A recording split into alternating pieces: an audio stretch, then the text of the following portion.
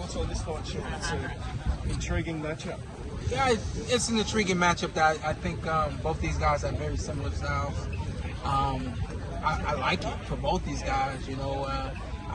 Every fight's a must-win. But obviously we know what's at stake for both these guys, particularly Tim with coming off of 2 losses. Call me crazy, but I think this is a 50-50 fight. I think that Joey does a lot of things well, and the funny thing about Joey is, when him turning pro at 17, I think that his growth in the sport, I don't think he necessarily grew as quick as we thought he was going to. I think that some of those fights didn't go exactly how we thought they would go, and then he ends up in the ring with Ramos and he loses that one, of course. But I think he's going to be better because of that loss, but also the fact that he's had some time to grow off of TV. A lot of what he did was on TV, and I think that was really especially hard for him. So I think we're going to get a really good version of Joey on Fight Night that we've never seen before.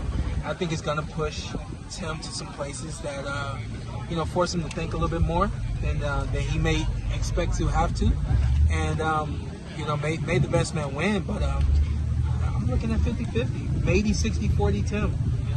Shawn, FightHype.com here. Do you think Tim needs to make a statement in this fight, or is just a win is enough? Or do you think he needs to really go out and send a message to the other 154-pounders? Yeah, based on where Tim was at, I think it's very important for Tim to make a statement tomorrow night. I think that if he makes that statement, you not only do you can erase those 2 losses with a win, but it doesn't completely, it's still there. I think a big explosive win for Tim, and everybody instantly gives him credit and says, oh, okay, he's back to being his old self. He didn't lose anything, things of that nature. So that's important for Tim. Tim has to make a statement tomorrow, and that statement has to be, I'm who I am. I'm here. I'm who I used to be. He says he doesn't feel the pressure on that, but that'd almost be impossible, wouldn't it? Listen, he said he didn't feel the pressure of his dad being around. He said that, the moment to shine in front of his dad, he was telling us that didn't matter and things of that nature. It always matters. You come back to Zoo Castle, he knows the record here, and he knows how his last 2 fights went. There's enough for him to think about, and even if he thinks about it and he digests it, that's the important part. But it's always going to be a level of pressure. We could talk about ignoring it, but when that bell rings, that's when it matters whether or not we're ignoring it. Is Tim Tszyu's career at stake in this fight? Oh yeah, absolutely. Let's be honest. Another loss. He doesn't get out of Australia anymore. So he can't afford to lose anymore, especially not in Australia.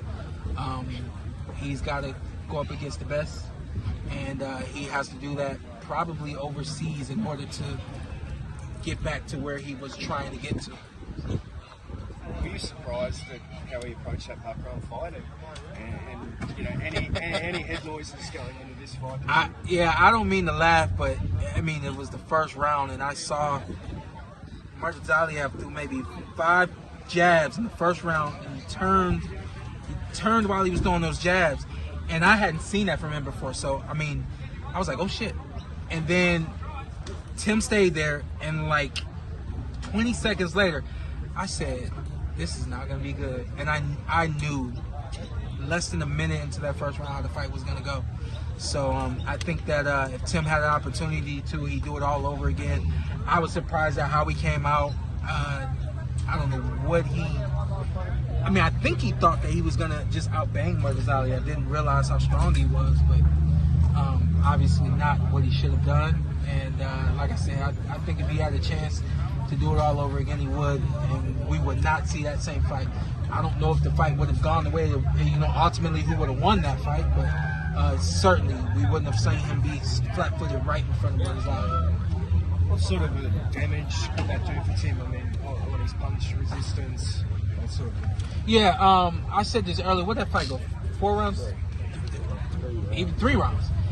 It's best that didn't happen for 12 rounds consecutively, So to me, the damage was limited, was minimal.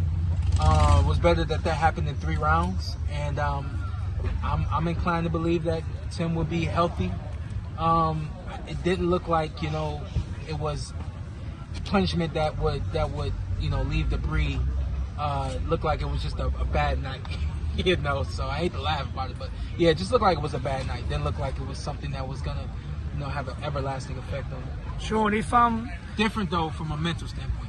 I'm talking physically. Didn't look like physically it was something that'll, you know, stay with him, but mentally is a whole other thing, and emotionally. if Tim is successful, who would you like to see him fight? Would you like to see rematch Fundora or Virgil Ortiz? Would be a exciting matchup. I mean, who would you? I don't know. Again, it's one thing to get on stage and talk about it, and you know, physically we can always look the part, but we have to see him on Fight Night. You know, that rematch I think is something that he probably needs to have happen at some point. But I'm not beyond this fight. I really don't know what's next. I think we expect it to be Keith Thurman. So I think that when I was here last, and that was the announcement that was made, so I think that that's the fight we should expect. And that one looks good. I think especially we got to see how he looks on Fight Night, man. If he rips Joey, that fight's a massive fight. If he rips him. If it's a split decision, what happens then? Is it? You know, if it's a split, wow. If it's a split and we saw a version of Joey that we've never seen before, we see Tim, you know, really competing and it's tit for tat. That's how some of those fights are. You know what I mean? Keith won a split decision over me. You know, it didn't look like he won. Didn't look like I won. You know, that's how some of those fights go. So if it's that kind of fight, but it's exciting, he moves on. You know, but if it's a split and he's dragging, he's flat-footed, you know, he's missing those marks and things of that nature, we got some things to think about. This fight's only 10 rounds. Does that impact Tim's approach? I mean, he thought it was 12. He only found out it was 10 last week. Does that sort of impact him? I don't think so. I think a 12-round fight and a 10-round fight is practically the same. I think that the approach is the same. I don't see anything being different. You know, for me, that's how I always looked at it. It was like it was just 2 more rounds of me having to work. What about he's saying he's wanted to start more cautious, but you won't want to give those rounds away now? Yeah, I mean, we're not talking 4 rounds, you know. I think 4 rounds is really when that matters. You know, once you're moving into the 6, 8, 10, 12, I think that patience is a necessity. And I think for Tim, probably what he's saying is when he says start cautiously, he's probably saying he wants to box more. He wants to think more. He wants to use his feet more and see what's in front of him opposed to just go out there and throw and see what happens, you know. So hopefully that's game plan. I think the version of Tim versus Mendoza was the version I hoped that I see, with the jabs, the feinting, taking his time, and then breaking him down. Yeah, and those were the things he was saying before Mendoza. So maybe that's more of the Tim we should be expecting to see him fight. Showtime. Got it.